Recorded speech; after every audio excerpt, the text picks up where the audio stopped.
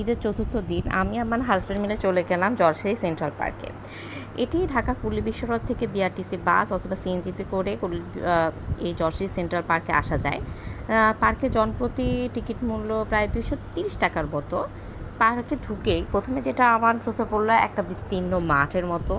দেন আমার যেটা প্রথমেই নজর কাড়ে সেটা হচ্ছে গোলকধাঁধার এক পাশ দিয়ে ঢোকার পর আমি চিন্তা করলাম আচ্ছা ঠিক আছে অন্য পাশ দিয়ে হয়তো বা বের হবে, কিন্তু যতই যাচ্ছে না গোলকধাঁধার মধ্য দিয়ে ততই আমার মনে হচ্ছে না জিনিসটা পিছিয়েই যাচ্ছে তো পিছিয়েই যাচ্ছে।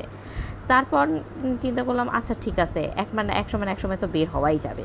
পার্কে আবার দেখলাম এই গোলকধাঁধার ঠিক মাঝখানে এই চেস বোর্ডের ছকের মতো করা আছে।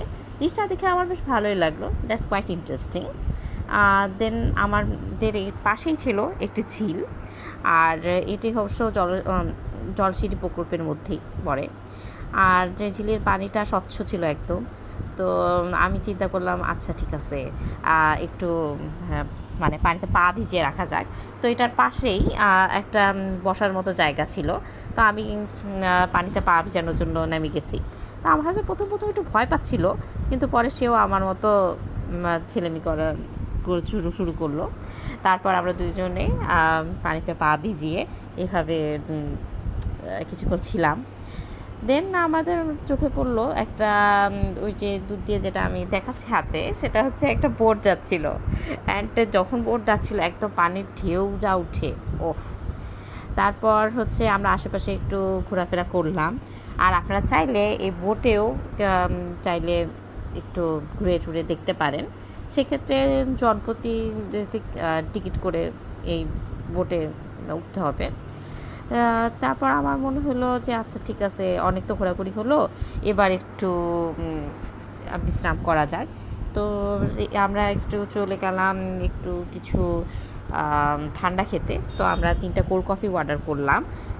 আর আশেপাশের ভিউগুলো দেখছিলাম, মাশাআল্লাহ অনেক সুন্দর ভিউ ছিল। আর it's sunny day, so and the weather is fair enough. And then আমরা একটু চিন্তা করলাম আচ্ছা ঠিক আছে এখন একটু লাঞ্চ করা যাক। আমার হাজব্যান্ড নামাজ টামাজ পড়ে আসলো, আর আমি এই ঝিলের পাড়ে বসেছিলাম। দেন আমরা গেলাম হচ্ছে লাঞ্চ করতে।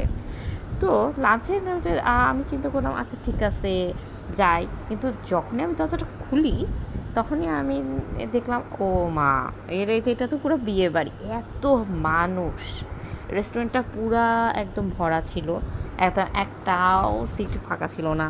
তারপর আমরা কিছুক্ষণ ওয়েট করলাম। তারপর আমার হাজব্যান্ড দেখলাম যে একদম ঝিলের